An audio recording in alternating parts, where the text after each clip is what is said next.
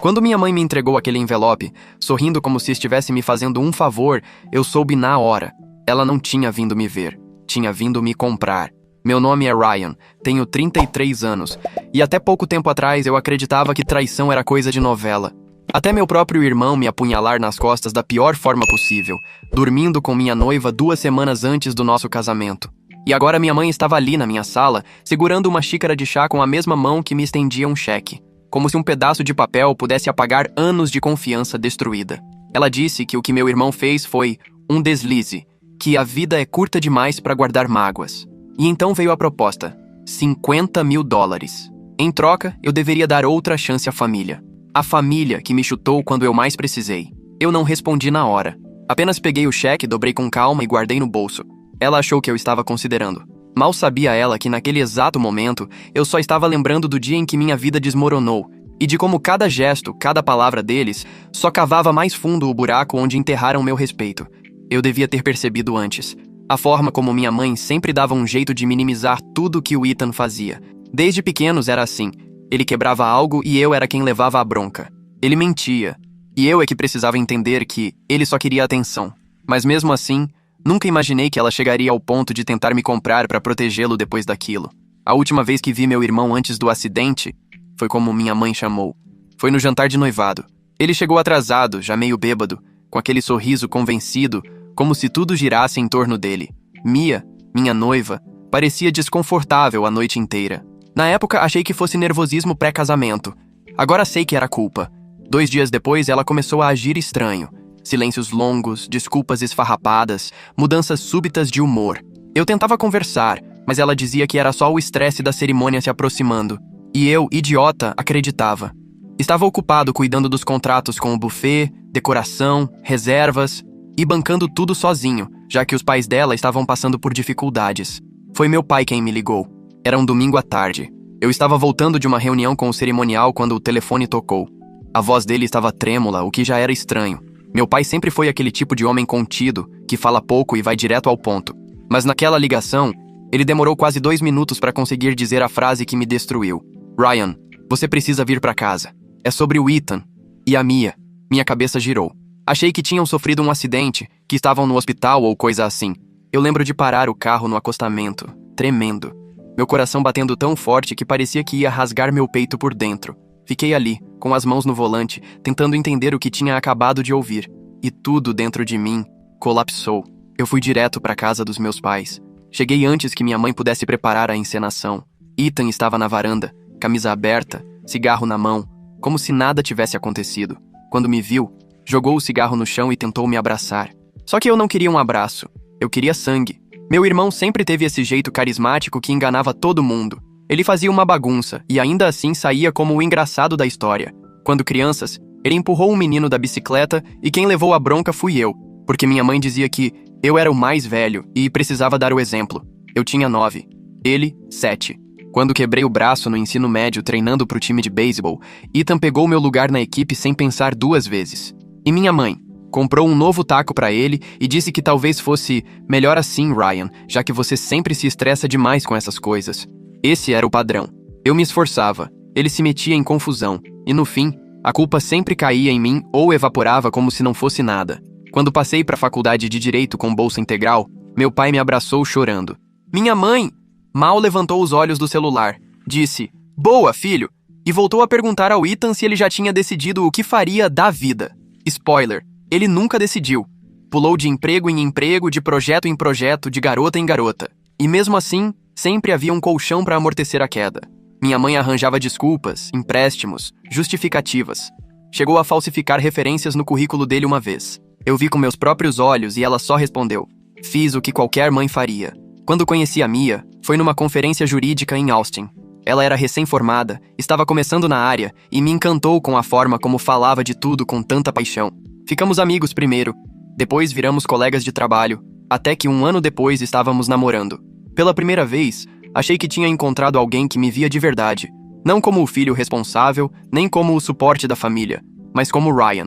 Minha mãe nunca gostou muito da Mia. Dizia que ela era fria, que não se enturmava com a família, que estava sempre ocupada demais para ligar. Mas a verdade é que Mia não engolia o Ethan. Ela o achava imaturo, preguiçoso e palavras dela. Alguém que sempre teve tudo sem merecer nada. E claro, isso a colocava automaticamente na lista da minha mãe. Mesmo assim, seguimos. 3 anos juntos. Compramos uma casa pequena no subúrbio, começamos a planejar uma vida. Eu não tinha dúvidas de que queria casar com ela. A pedi em casamento numa noite simples, em casa, cozinhando juntos. Ela chorou. Disse sim. Foi um dos momentos mais honestos e bonitos da minha vida. Ou pelo menos parecia. 2 meses depois, ela pediu que o Ethan viesse jantar com a gente. Disse que queria tentar melhorar a relação com ele, já que ele era meu irmão e tudo mais. Eu, bobo, achei bonito da parte dela. Fiz churrasco, comprei vinho. Achei que aquele podia ser o começo de um novo ciclo entre nós 3. Só que Ethan apareceu com uma camisa aberta até o peito, elogiando a Mia como se estivesse num encontro. Ela riu, mas com um desconforto que só percebi agora, olhando pra trás. Ele ficou até tarde, bebeu mais do que devia, e quando foi embora, ficou abraçando a Mia tempo demais na porta. Naquela noite, perguntei se ela estava arrependida de convidá-lo. Ela disse que não, que estava tentando e que a gente precisa perdoar as falhas da família, né? Eu devia ter sentido o alerta ali. Devia ter escutado o nó no meu estômago. Mas a gente só enxerga o óbvio quando já é tarde demais. Nas semanas seguintes, comecei a notar coisas pequenas. Mensagens que a Mia apagava rápido demais, sorrisos que ela disfarçava ao olhar o celular, a forma como ela se vestia diferente nos dias em que dizia que ia visitar a mãe. Não eram mudanças gritantes, mas estavam lá, nas entrelinhas, nos silêncios, nas respostas atravessadas quando eu perguntava algo simples demais. Coisas que a gente só percebe quando olha pra trás com raiva, tentando mapear onde exatamente foi enganado. Ethan também ficou mais presente do que nunca. Aparecia sem avisar, dizia que estava de passagem, e sempre que podia, puxava a Mia pra conversar em voz baixa, longe de mim. Uma vez entrei na sala e os dois ficaram em silêncio. Ela disse que estavam só falando sobre a decoração da festa de casamento. Ele sorriu e disse que achava que eu devia usar um terno cinza e não azul. Comentário bobo, mas que agora parece uma ironia. Minha mãe adorava esses momentos. Fazia questão de elogiar o quanto Ethan estava tentando amadurecer, como estava sendo mais presente na família. Disse mais de uma vez que achava bonito da parte dele querer se aproximar da Mia, para que eu tivesse todo mundo unido no grande dia. E aí veio a parte que me corroeu por dentro. Um almoço de domingo, 2 semanas antes do casamento. Estávamos na casa dos meus pais, Mia, Ethan, meus tios e primos. Estávamos todos na mesa quando minha mãe, do nada, segurou a mão da Mia e disse na frente de todo mundo: "Você é a melhor coisa que já aconteceu pro Ethan. Digo, pro Ryan. A melhor coisa." A Mia travou. Ficou pálida. Ethan quase cuspiu a cerveja. E minha mãe sorriu, como se não tivesse dito nada de errado. Eu fiquei ali, parado, sem entender se aquilo tinha sido um lapso, um ato falho, ou só mais uma provocação disfarçada de brincadeira. Mas o clima mudou. Todos ficaram desconfortáveis. E a única que pareceu gostar daquilo foi ela. Aquela noite, quando voltamos para casa, tentei conversar com a Mia. Perguntei se ela achava que minha mãe estava sendo maldosa. Ela disse que sim, mas que talvez fosse só ciúmes. E pela primeira vez, notei uma hesitação nos olhos dela. Como se quisesse dizer mais, mas não conseguisse. Ou não quisesse. Eu perguntei: "Você ainda quer casar comigo?" Ela demorou 2 segundos para responder. 2 segundos longos demais.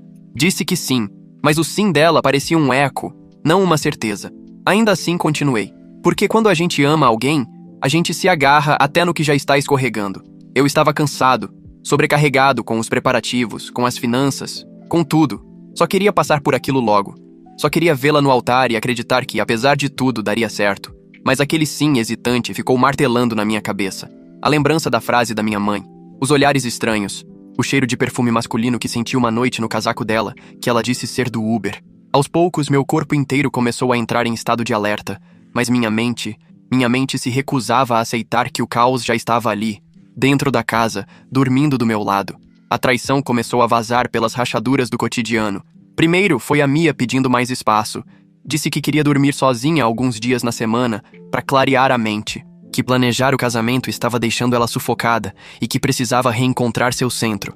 Eu achei estranho, claro, mas aceitei. Tentei dar esse espaço. Talvez fosse só estresse mesmo, como ela dizia. Depois veio o sumiço do anel de noivado. Um dia, quando perguntei por que ela não estava usando, ela disse que tinha tirado para lavar a louça e esquecido no armário do banheiro. Eu fui procurar. Não estava lá. Ela insistiu que devia ter caído em algum canto. Procuramos juntos por quase 1 hora. Ou melhor, eu procurei. Ela só observava em silêncio. Nunca encontrei o anel. Naquela mesma semana, ela passou a sair à noite com mais frequência. Dizia que ia encontrar uma amiga chamada Kyla, que eu nunca tinha conhecido. Um dia, perguntei por que não a convidava para vir jantar com a gente. Ela mudou de assunto. Mais uma vez, deixei passar.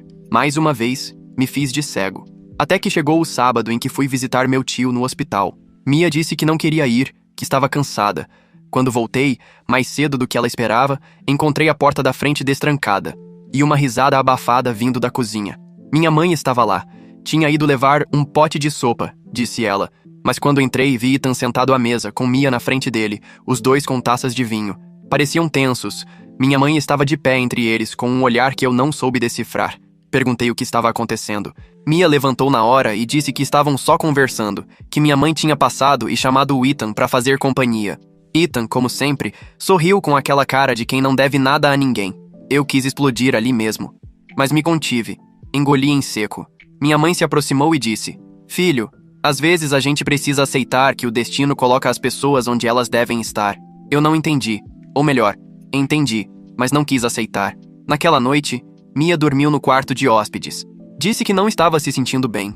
Eu fiquei no quarto com a porta trancada, olhando para o teto e tentando entender quando exatamente tudo começou a escapar do meu controle. A semana seguinte foi um show de horrores. Minha mãe apareceu mais uma vez de surpresa com Ethan ao lado, dizendo que tinham passado ali para ajudar com os convites da cerimônia. A Mia parecia desconfortável, mas fingia normalidade. Me senti um estranho na minha própria casa, como se estivessem me empurrando para fora, pouco a pouco, com cada risada cúmplice, com cada conversa cochichada, com cada mentira bem ensaiada. No fim daquela noite, depois que eles foram embora, confrontei a Mia. "Você tá dormindo com o Ethan?" Perguntei. Ela me encarou por 2 segundos, só 2, e depois riu. Uma risada seca, nervosa. "Isso é ridículo", respondeu. Mas seus olhos não conseguiam sustentar os meus. "Responde. Sim ou não?" Ela virou as costas. Eu não vou dignificar essa pergunta com uma resposta, Ryan. Aquilo me matou mais do que qualquer confissão. Depois daquela noite, o silêncio virou uma arma dentro da casa. A Mia andava como uma sombra, me evitando até nos corredores. Quando falava, era com frases curtas, funcionais, como se estivéssemos dividindo uma república fria e sem afeto. E eu me agarrava à ideia de que talvez aquilo fosse só uma crise passageira, que no dia do casamento, tudo voltaria ao normal. Mas a realidade continuava empurrando a verdade na minha cara. 2 dias depois, fui até o nosso armário conjugal para buscar uma blusa e notei uma mala que não estava lá antes, disfarçada sob uma pilha de roupas de inverno. Abri. Dentro, roupas íntimas dobradas com cuidado, documentos e o mais devastador, uma foto minha com ela, rasgada ao meio. Não confrontei, não chorei, apenas fechei a mala e saí. Comecei a entender que aquilo não era mais minha casa. Eu era um hóspede, ou pior, um obstáculo. Ethan começou a me mandar mensagens. Sim, ele. Primeiro foram indiretas passivo-agressivas. "Espero que o grande dia esteja indo bem. A Mia deve estar radiante, né? Ela sempre foi do tipo que brilha sob pressão." Depois, uma que me fez parar de respirar por um instante. "Se eu te dissesse que ela merece mais, você me odiaria para sempre?" Mostrei a mensagem para minha mãe. Ela leu e disse: "Ryan, você sabe como o Ethan é. Ele provoca, mas não leva as coisas a sério. Só quer atenção." Eu quis gritar. Quis perguntar como ela conseguia ser tão cega. Mas aí entendi. Não era cegueira. Era escolha. Minha mãe não queria ver. Porque ver significava reconhecer que criou um filho manipulador, mentiroso, desleal. E ela preferia seguir alimentando a ilusão de que ele era só intenso, difícil, incompreendido. No fim daquela semana, fui buscar os convites na gráfica. Quando cheguei lá, o funcionário me disse que sua noiva já passou aqui mais cedo e pegou metade. Eu estranhei, já que tínhamos combinado de buscar juntos. Liguei pra ela. Nada. Quando cheguei em casa, ela estava no sofá, de moletom, com a cara fechada. Perguntei por que tinha ido sozinha. Ela respondeu sem tirar os olhos do celular. "Achei melhor assim. A gente não anda se entendendo mesmo." Eu ri. Um riso amargo, exausto. "E é assim que você vai resolver? Cortando metade da festa?" Ela me olhou pela primeira vez em horas.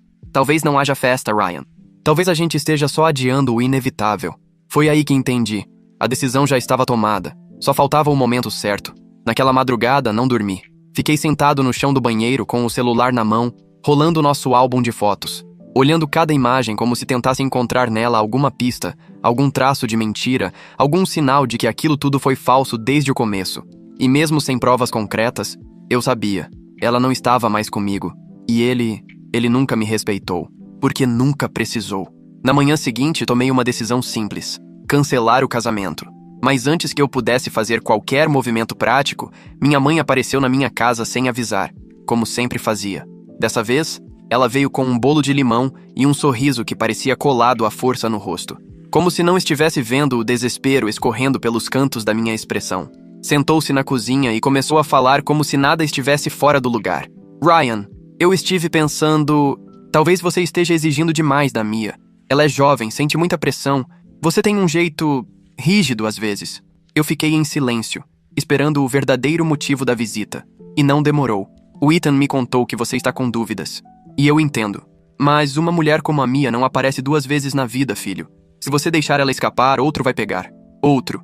Ela disse isso olhando nos meus olhos. Outro. Eu quase ri. Quase. Já pegou, né?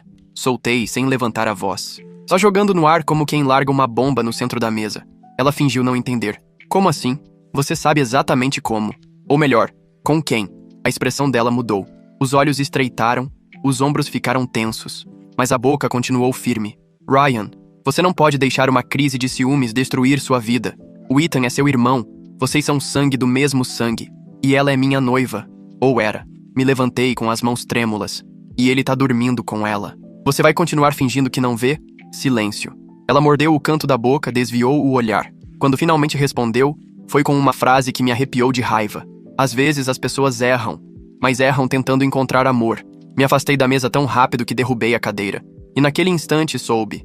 Minha mãe não só sabia, ela justificava. Ela não via aquilo como traição.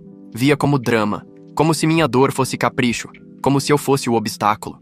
O empecilho no caminho do que ela considerava natural. Ethan conseguir tudo, sem esforço, sem culpa, com o mundo acenando para ele de braços abertos. Naquela noite, fui dormir sem falar com a Mia. Mas não dormi de verdade. Fiquei escutando cada passo, cada porta abrindo, cada notificação de mensagem vibrando no quarto ao lado. E às 3 da manhã, quando finalmente não consegui mais fingir que não sabia, fui até o carro, sentei no banco do motorista e chorei como um animal ferido, baixo, com a cabeça no volante. Sem gritos. Só o som sufocado de alguém que sabia que estava prestes a perder tudo, ou a se libertar de vez. No dia seguinte, Mia saiu cedo. Disse que ia à floricultura fechar os arranjos. Não voltou para casa até quase 10 da noite. Quando entrou, trazia uma sacola vazia e cheiro de perfume que não era o dela. Ou melhor, que não era mais dela. O mesmo cheiro que eu sentia quando Ethan usava meu casaco anos atrás e achava engraçado sair por aí com o meu nome bordado nas costas. Fui até ela, peguei a sacola da mão e perguntei direto: "Onde você estava?" Ela me encarou como se eu tivesse invadido um espaço sagrado. "Ryan, não começa." Responde. "Eu estava resolvendo coisas do casamento. Você acha que é fácil cuidar de tudo sozinha?" Sozinha? Ela ficou em silêncio. E nesse silêncio, me disse tudo. Eu ri. E naquele riso ela soube que eu sabia. Ela tentou fugir pro quarto, mas eu a segui. "Vocês estão juntos desde quando?" Ela não respondeu. "Desde o jantar? Desde o dia que ele dormiu aqui? Ryan, para... Você tá grávida dele?"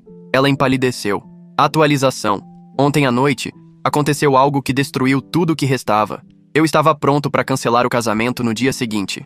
Já tinha redigido o e-mail pro buffet, separado os contratos, feito as contas para calcular o prejuízo. Não ia ser pouco, mas pelo menos seria definitivo, limpo, um ponto final. Até que minha mãe apareceu de novo. E dessa vez, ela trouxe o Ethan. Chegaram juntos, sem avisar. Ele com aquele ar de quem não entende o estrago que causa, e ela carregando uma pasta, como se viesse negociar um contrato.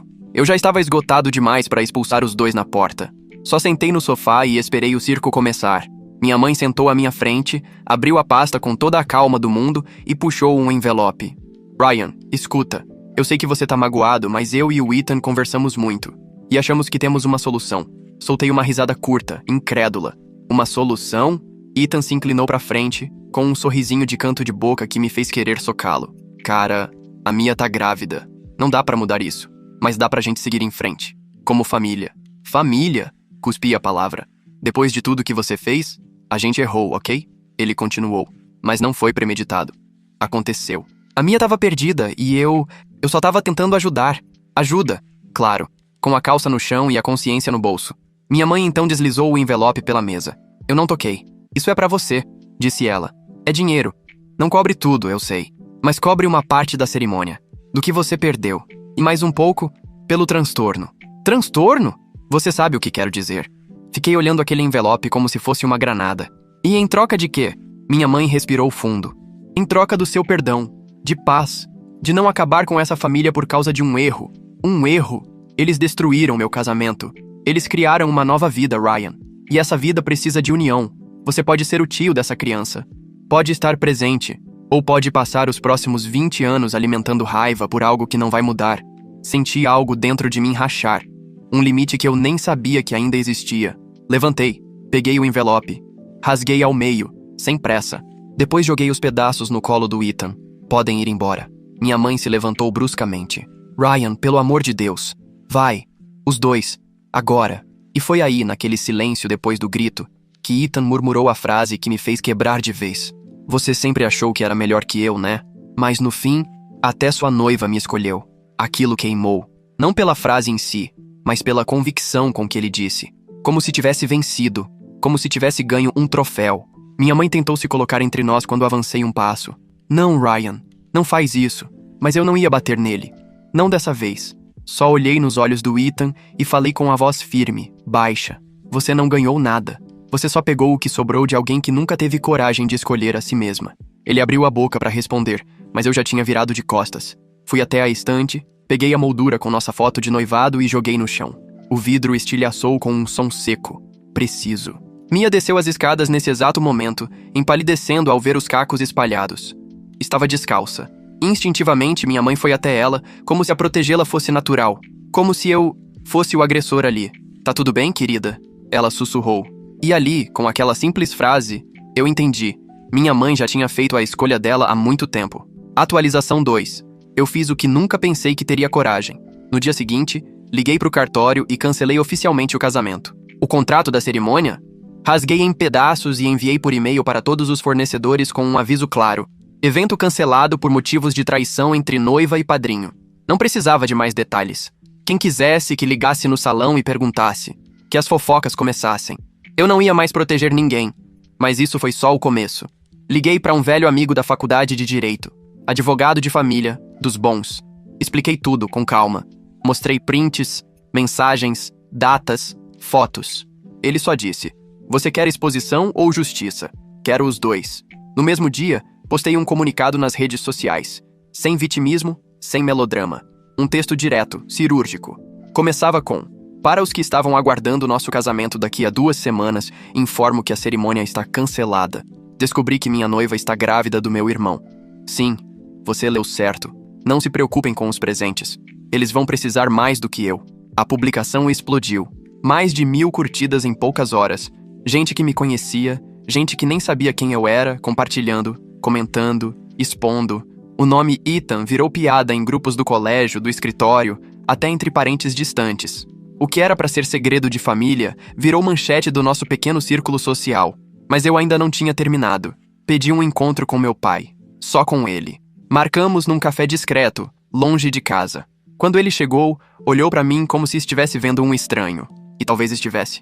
Pai, comecei. Você sabia? Ele respirou fundo. Demorou para responder. Eu suspeitava. Mas sua mãe, não me interessa o que ela queria. Você é meu pai. Era seu dever me contar. E você escolheu ficar neutro. Ele não soube o que dizer. E então, com um tom baixo e cansado, falou: o que você vai fazer agora? Me proteger, me libertar e fazer questão de que ninguém finja que isso não aconteceu. Enviei um e-mail para todo o escritório em que a Mia trabalhava. Um print da carta que ela me deixou na geladeira há 3 dias, pedindo um tempo para pensar. Em anexo, fotos dela e Ethan juntos no evento da empresa em que ela me disse que iria sozinha. Citei as datas, os horários, as mentiras. Não era vingança, era exposição. Era justiça poética. 2 dias depois, recebi uma ligação da mãe da Mia. A mulher chorava, dizendo que estava destruída por não saber de nada e que sentia vergonha da filha. Que entendia se eu nunca mais quisesse falar com ninguém da família delas. Eu só disse: não culpo você, mas agora entende por que eu não podia casar com ela. Desliguei, e naquele instante, um peso saiu das minhas costas. Um alívio amargo, porque pela primeira vez desde que tudo começou, alguém reconheceu a traição pelo que ela era. Imperdoável. No mesmo fim de semana, contratei uma empresa de mudanças. Em 24 horas, esvaziei a casa. Tudo que era meu, levei. O resto deixei com um bilhete grudado na geladeira. Boa sorte com o que sobrou. Mudei de cidade. Novo emprego, novo número. Apaguei tudo que me ligava a eles. Redes sociais, contatos, lembranças digitais. Só levei meu cachorro, meu carro e minha sanidade remendada. Mas então, veio a última cartada. Minha mãe tentou me ligar. Várias vezes. Ignorei todas. Até que ela apareceu na porta do meu novo apartamento. De alguma forma, descobriu meu endereço. Estava com o mesmo envelope de antes. Mas dessa vez, ele estava assinado. E com um cheque dentro. Ryan, por favor, ajude a sua sobrinha. A Mia tá sozinha. O Ethan sumiu. Sumiu? Ele fugiu. Disse que precisava de um tempo. Ela tá sem dinheiro, sem casa e com um bebê. E você quer que eu faça o quê? Ela não respondeu. Só estendeu o cheque. Era mais do que o anterior. Muito mais. Eu peguei. Abri. Olhei pra ela. Isso é pra quê exatamente? Pra você considerar ajudar. Sentei no sofá. Apoiei o cheque na perna. Peguei uma caneta. Então, se eu aceitar, você acha que eu devo acolher a mulher que me traiu? Com seu filho favorito? Criar o filho deles? Como se nada tivesse acontecido. Ela não disse sim, mas também não disse não. Eu assinei o verso do cheque. Endossei ali mesmo, diante dela, com o tipo de calma que só vem depois de tanto ódio queimar por dentro até não sobrar mais nada além de cinzas frias. Minha mãe sorriu, aliviada. Achou que tinha vencido, que tinha me convencido com dinheiro. Mas ela devia me conhecer melhor.